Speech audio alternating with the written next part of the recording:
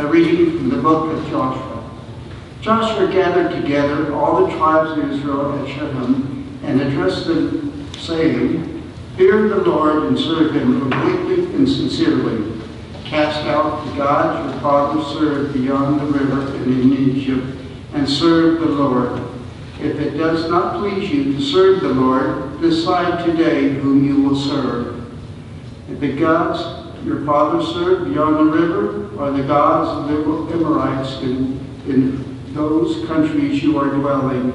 As for me and my household, we will serve the Lord."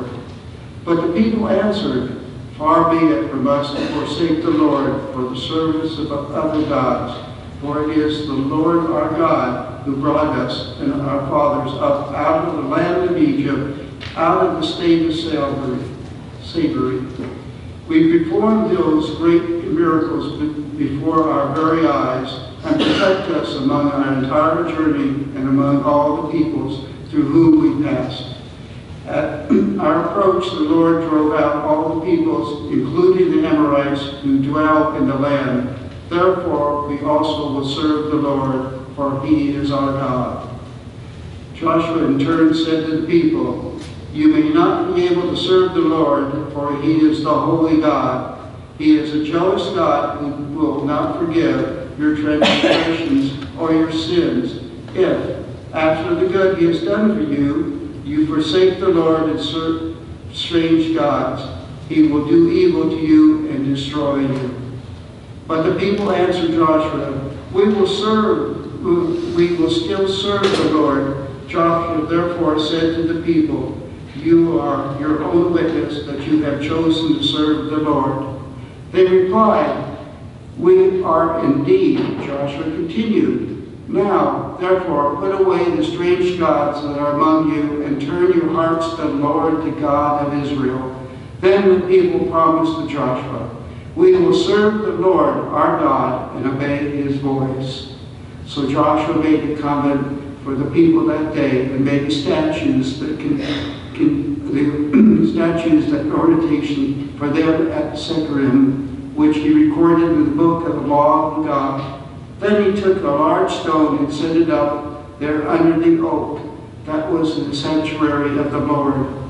And Joshua said to all the people, "This stone shall be our witness, for he has heard all the words which the Lord has spoken to us. It shall be a witness against you, should you wish to deny your God." Then Joshua dismissed the people, each to his own heritage.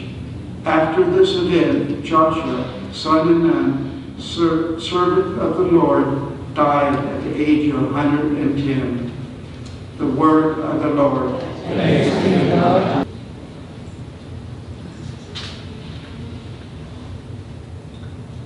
You are my inheritance, O Lord. You are my inheritance, O Lord. Keep me, O God, for in you I take refuge. I say to the Lord, my Lord are you. O Lord, my allotted portion and my cup, you are these who hold fast my heart. You are my inheritance, O Lord. I bless the Lord, who counsels me. Even in the night, my heart exhorts me. I set the Lord ever before me. With him at my right hand, I shall not be disturbed. You are my inheritance, O Lord. You will show me the path to life, fullness of joys in your presence, the delights at your right hand forever. You are my inheritance, O Lord. Alleluia, alleluia, alleluia, alleluia, alleluia.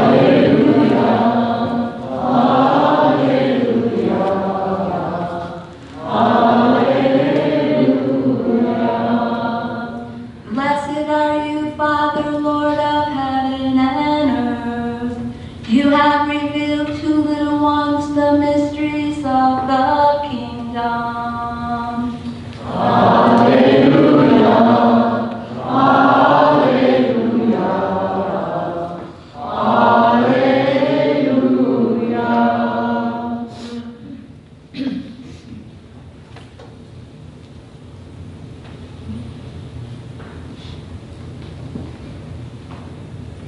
The Lord be with you. And with your spirit.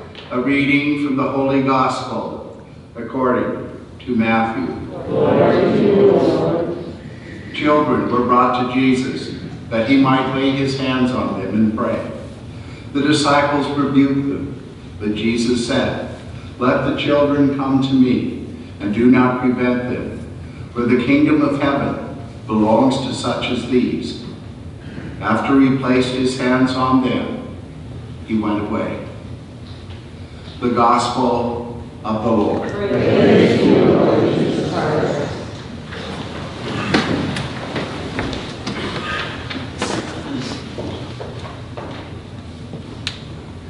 Good morning. Good morning, Father.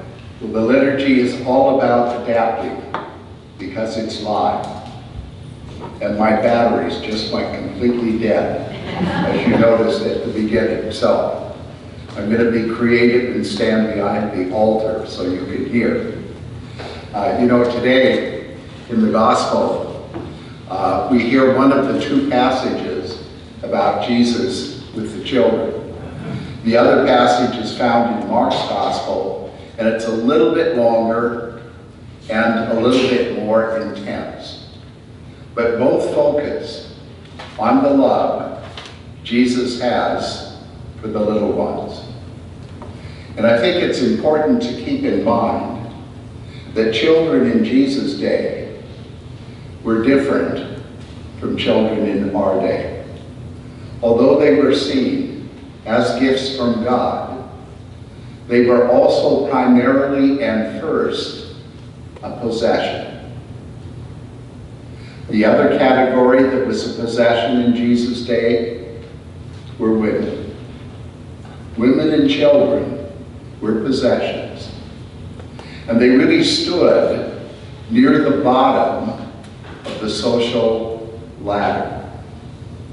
I think what's significant about that with the gospel is it lets us know how extravagant God's love is, and that no one is beyond its reach.